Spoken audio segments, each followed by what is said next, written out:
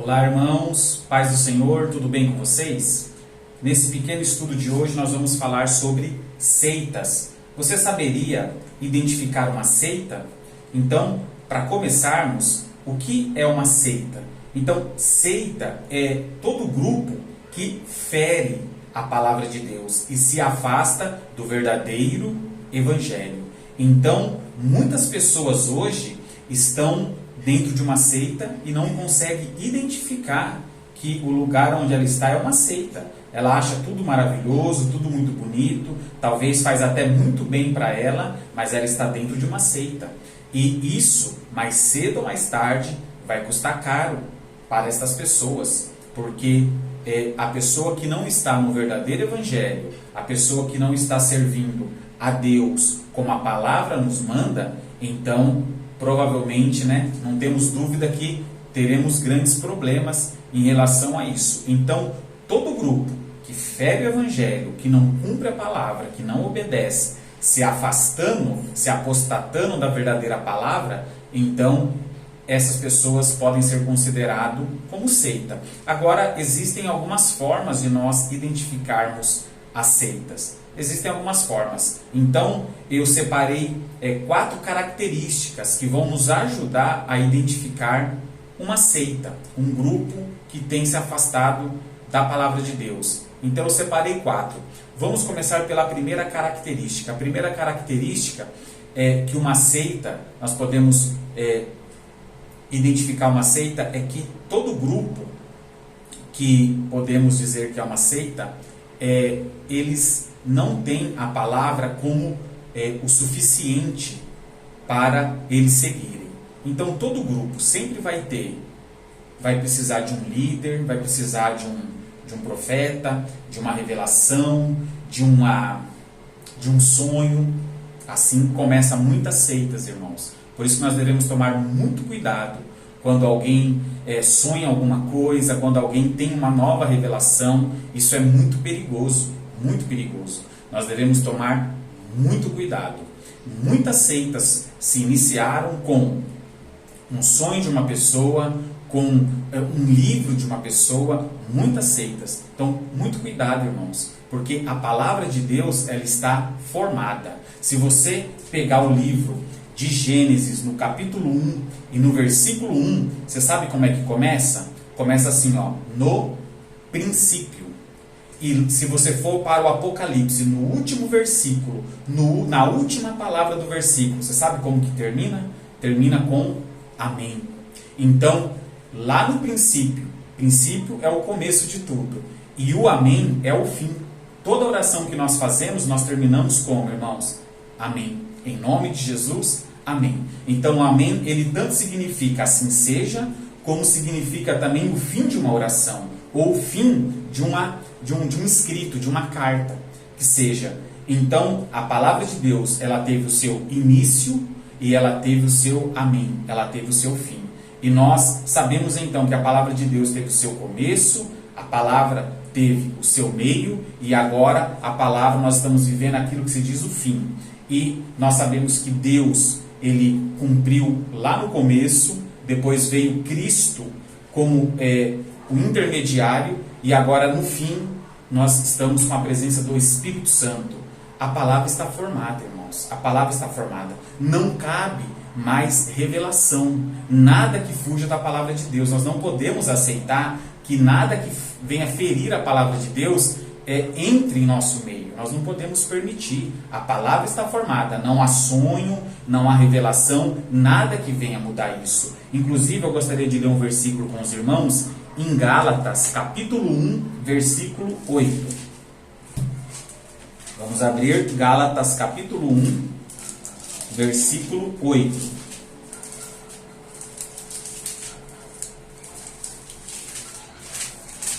Diz assim,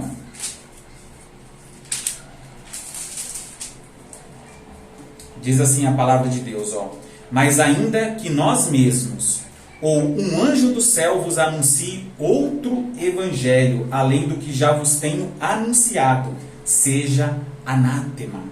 Assim como já vô-lo dissemos, agora de novo também vô-lo digo, Se alguém vos anunciar outro evangelho, além do que já recebestes, seja anátema. Irmãos, quantas religiões, quantas doutrinas novas, quantos profetas, quantos sonhos, quantas revelações que têm ferido a palavra de Deus. Irmãos, a Bíblia, ela deve ser suficiente. Se para uma igreja a Bíblia não é o suficiente, se ela precisa de uma revelação, se ela precisa de uma nova doutrina, se ela precisa de um novo evangelho, então nós podemos caracterizar essa igreja como seita e nós devemos nos manter distância dela e buscar a verdadeira palavra de Deus. Agora vamos para a segunda característica. A segunda seria, eles pregam Jesus diferente do evangelho ou diminuem a soberania de Cristo. Então, se for para pregar um Jesus diferente do que o evangelho nos trouxe, nós não podemos aceitar, irmãos, né? Ou então que venha diminuir o poder de Deus. Então, a gente vê hoje muitas igrejas que diminuem o poder de Deus, né? O homem se coloca como o soberano, o grandioso daquela igreja. Isso está errado, irmãos. O grandioso, a estrela que brilha é Cristo e não é o homem, não é o pastor, não, é Cristo. Amém?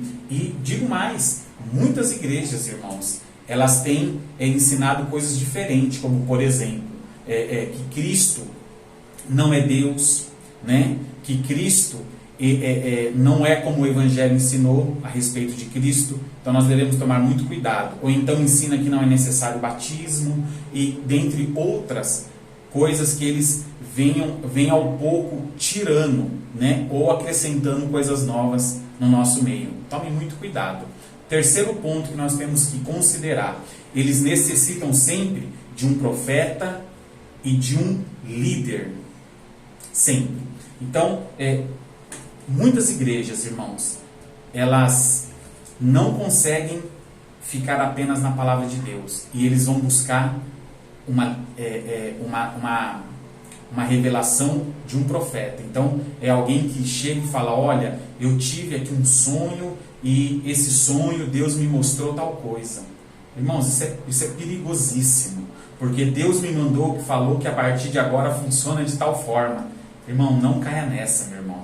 Tem muitas pessoas que têm deixado a sã doutrina, a verdadeira palavra, e têm dado aí ouvido para muitas coisas ruins e nem têm percebido, irmão, o mal que isso tem feito. Eu aconselho você, cuidado com aquela pessoa que se coloca como poderosa, como única, como detentora de todo conhecimento.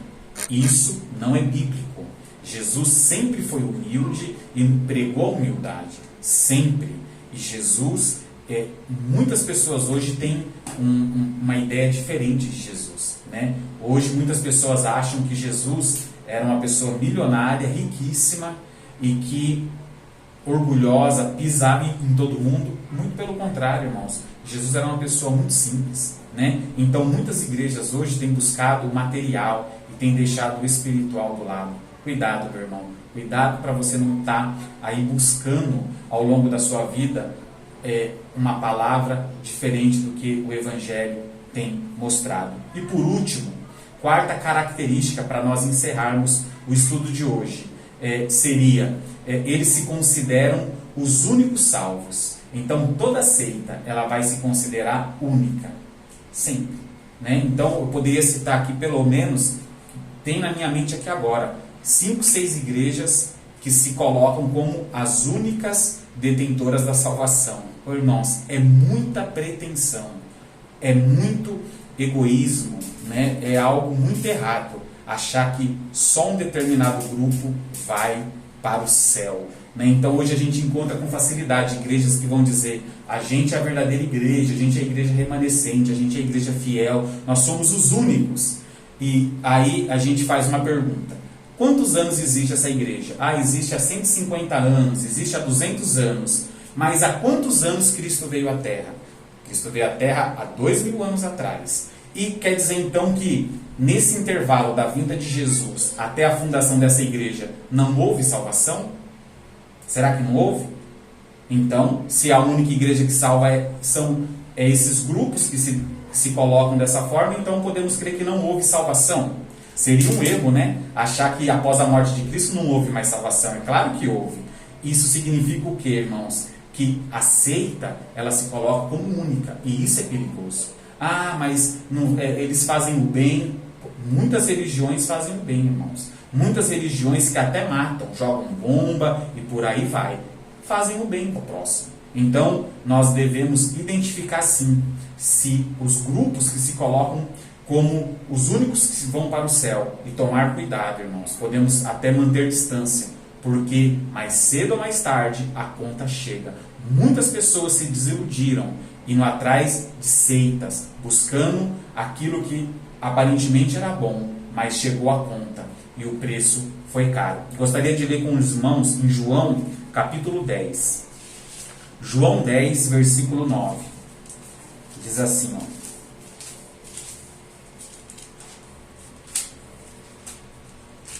João, capítulo 10, versículo de número 9. Diz assim, ó. Jesus dizendo: Eu sou a porta. Se alguém entrar por mim, salvar-se-á, e entrará e sairá, e achará pastagens. Olha que bonito, irmãos. A porta não é a religião. A porta não é a igreja A ou B. A porta é Jesus. E quem passa por ele, ou seja, quem aceita Jesus, quem vive com Cristo, né, segue a palavra, encontrará salvação. Irmãos, não é a religião que salva.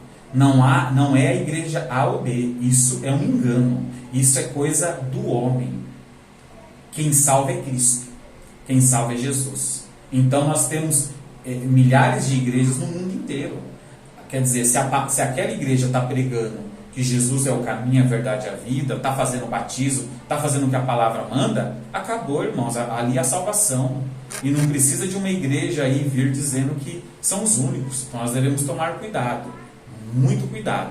Tá bom? Agora, como a gente poderia pensar quais são as características, irmãos, de uma boa igreja, de uma igreja saudável, né? Então, uma boa igreja, podemos pensar em coisas simples. A boa igreja, irmãos, é aquela que ela cumpre a palavra sem inventar. Quer dizer, não há invenção humana. O pastor não inventa nada. A igreja não fica se tentando, vamos nos reinventar. Reinventar do que, irmãos? A palavra já está pronta. O que nós temos que fazer é obedecer, cumprir a palavra. Uma outra coisa, uma outra característica, né? A igreja saudável, ela busca as coisas espirituais e não as coisas materiais. Então a gente encontra aí muitos lugares ensinando que você deve ser milionário, você deve ser rico, você tem que prosperar, mas esse não é um ensinamento bíblico, irmãos. Isso é coisa de homem. A igreja saudável, ela está preocupada com as coisas espirituais, né? Quer dizer, então hoje todo ser humano precisa de uma igreja, todo mundo precisa se alimentar numa igreja. Então você tem a semana inteira para trabalhar, para estudar, para praticar a sua atividade física, quer dizer, mas você tem que reservar ali um dia, que seja no fim de semana, ou durante a semana seria muito bom também, mas você tem que ter um tempo para o seu espiritual. Você tem que ter um tempo.